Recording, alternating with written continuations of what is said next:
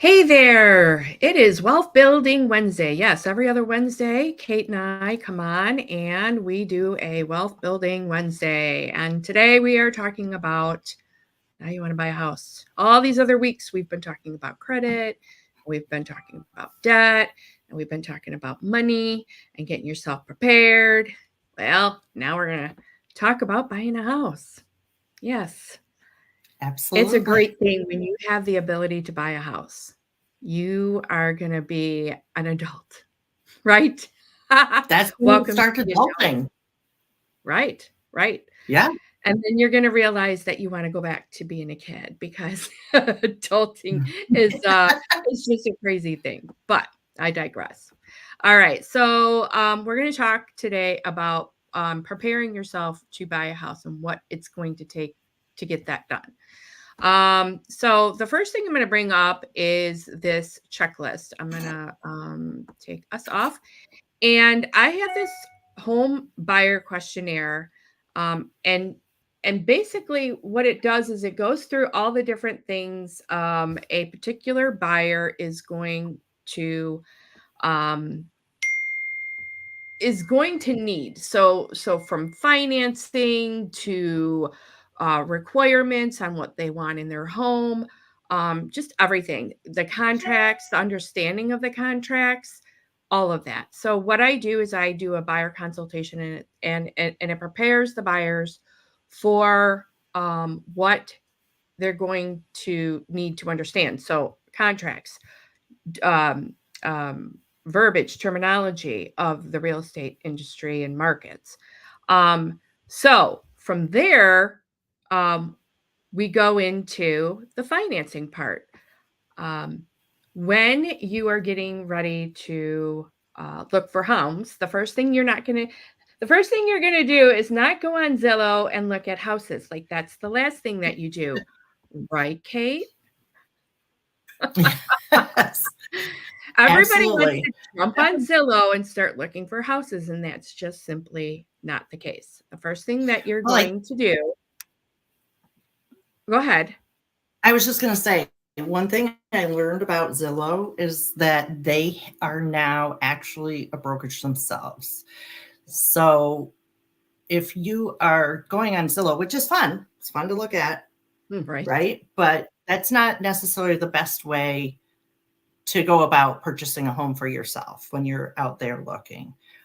Fun to look at, certainly, but not the best resource. They aren't on your side. Let's just put it that way, No, right? They are no, more. They're out there for them. They're not out there for you. And correct. your agent, your realtor, is out there for you. So they're going to take your Exactly. list of your things that you would like, right, and find those things for you. Exactly. Yeah. Exactly. So we're gonna go back here and we're gonna go to the price and finance. So you wanna find a house in the $300,000 range. Well, the first thing that we have to do is we have to figure out, can you afford $300,000? And the way to do that is we're gonna get you pre-approved. So in that pre-approval process, guess what happens? They look at your debt to income, they look at your credit, and what have we been talking about the last, what, 2 months about money Right? All is the credit things. How and to debt. get your financial house in order, right? Exactly, exactly. So in order to get pre-approved, you have to have your credit in good shape. There are opportunities for people with lower credit to get pre-approved, and you have to contact your mortgage person to figure out kind of where you fall into. But I feel I'm not a mortgage person. I don't claim to be. Um, but I feel like your debt to income is really kind of a bigger factor in getting pre approved because you can have a credit score, but your debt to income is what you can afford each month. And you have to have a Yes. certain percentage based on the term, like whether it's a conventional, whether if it's FHA or MISHDA or whatever, you have to have a certain percentage of debt to income that you have to qualify for. And Yeah. then that depends on what your interest rates will be. And some will be higher and some will be lower. And so you that credit and that debt, and again, we've been pounding it home, is so vitally important to prepare yourself to buy a home. And so getting yourself pre-approved is the first step. And why do you have to get pre-approved? How come you can't just go and look at houses?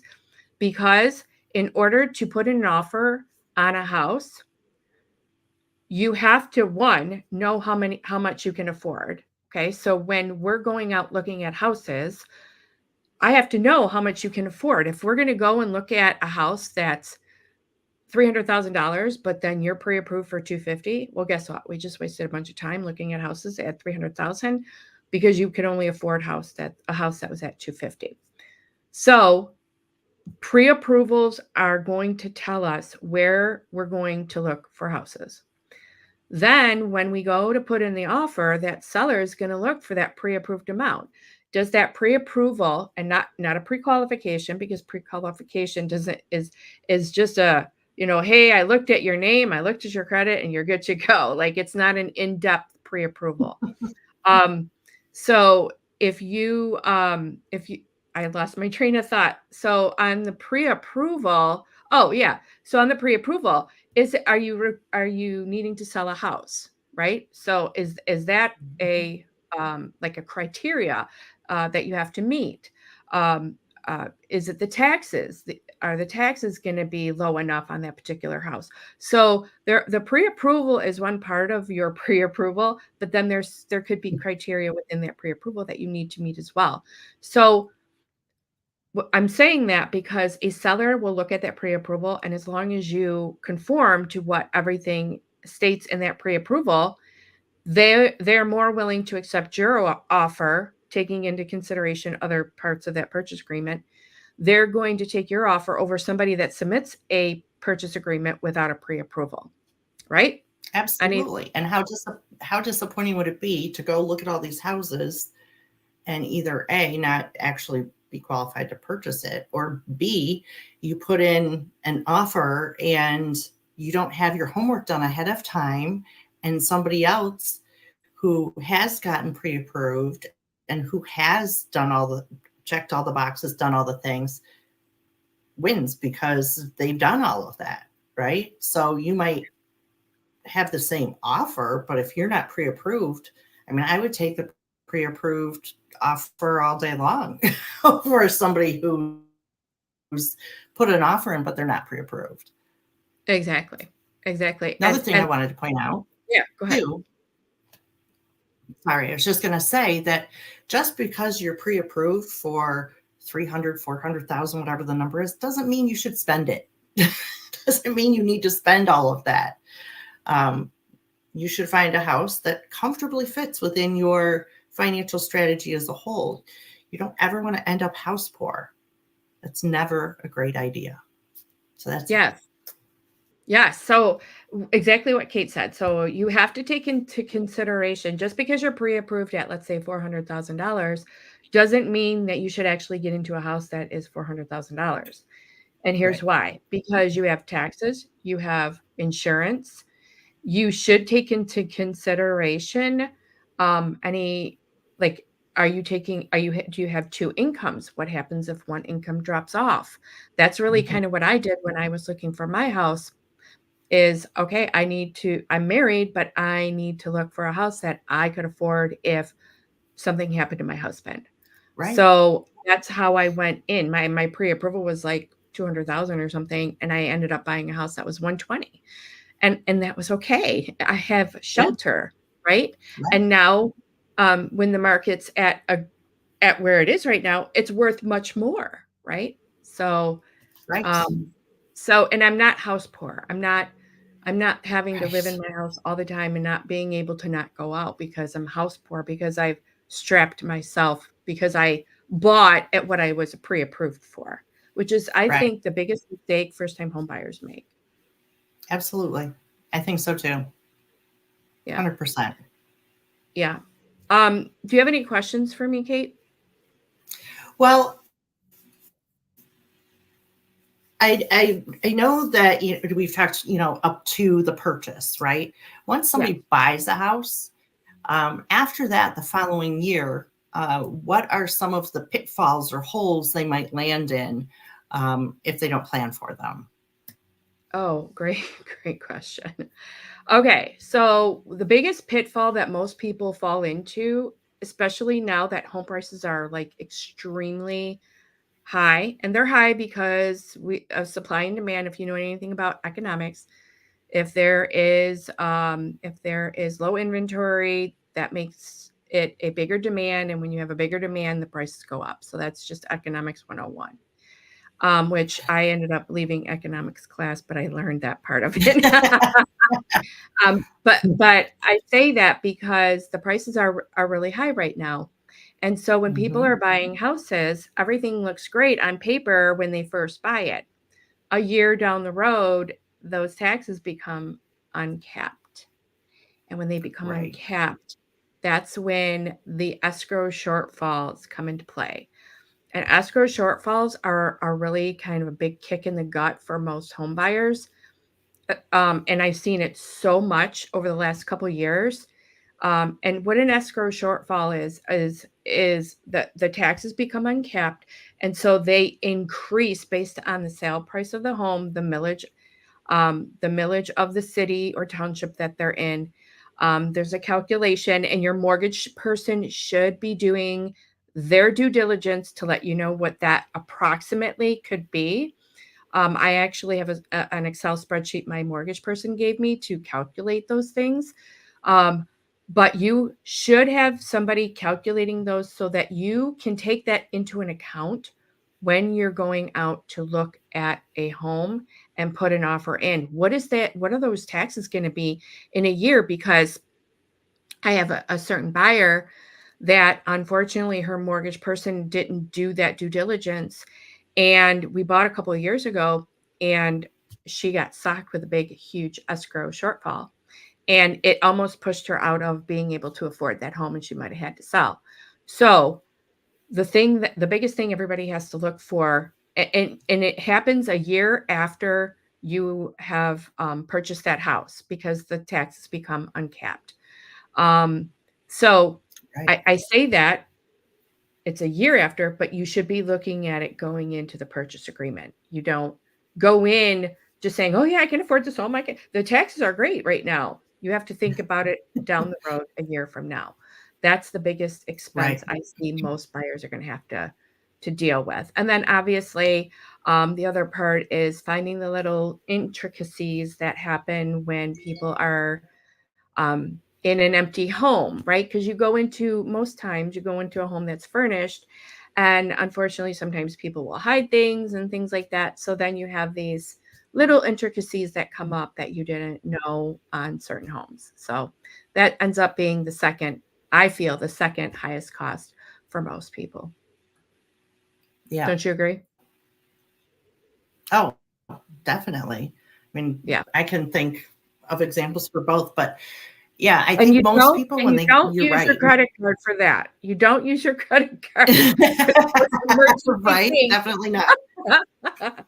Go back to Right? our old I rule. do.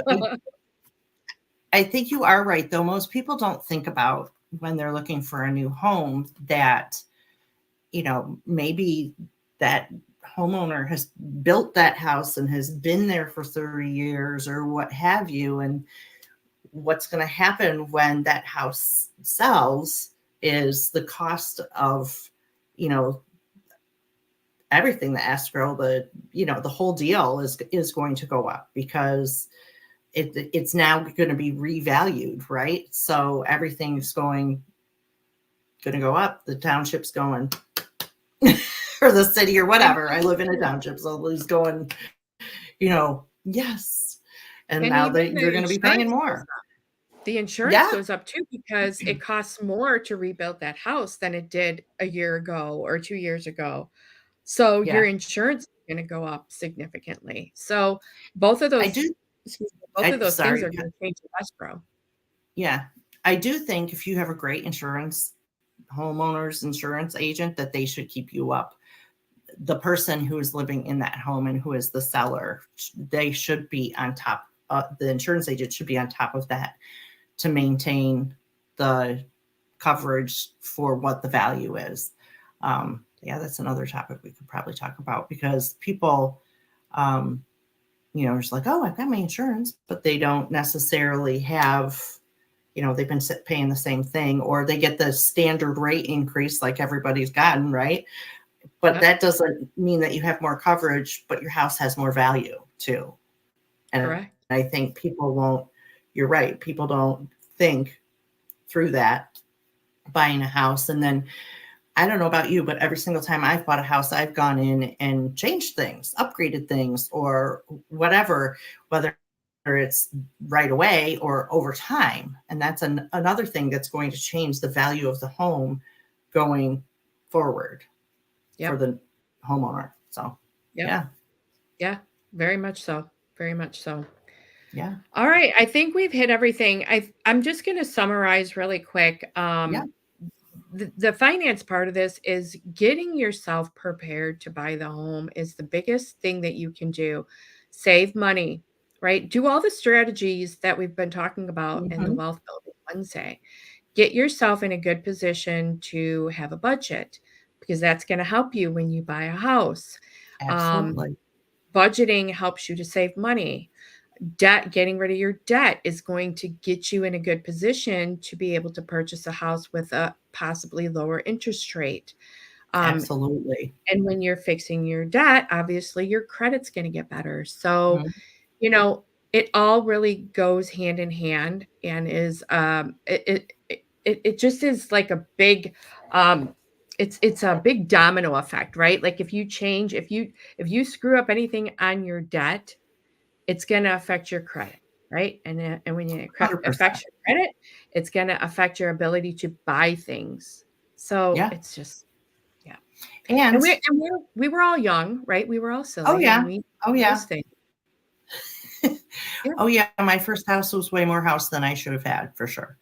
Um, Also, if you go into your new house purchase um, with not so great a credit score and what have you, and you manage to get into a home with a mortgage and everything, your homeowner's insurance is going to cost more than if you have good credit. It's just a Yeah. fact. It's just Yeah. And that the way wasn't it is. so a while ago. Like, I remember when I was growing up and I was first starting to drive, like, insurance didn't really look at your credit score, but that They do now. changed. Yep. They They do do now. now. Yep. Yeah. So I mean, your credit's, unfortunately, it's a necessary evil, but you have got to get it straightened out. You have to get it straightened out. Yep. So, all right. So we come to the end of our video. I hope everybody's found some great value in this video. We have Kate's information here. Kate is such an amazing person to just talk to and ask questions about in reference to your money. So really reach out to Kate and at least get the ball rolling on getting yourself in a good financial position. And as always, Kate is going to share her disclaimer. So this presentation, all This correspondence. conversation, all correspondence from me, information, all the things, right, from myself or her Money Empowered, are just thoughts, shared ideas. Before you make any financial, tax, or legal decisions, please contact your advisor per your specific situation. Just because there are so many variables to anything to any financial choice, that you really need to have tailored advice to your situation, and not just go, oh, well, I saw it on this. Right.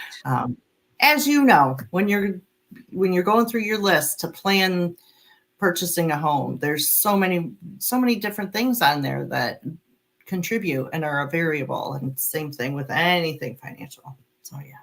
Exactly. Exactly. And then we'll just share my information.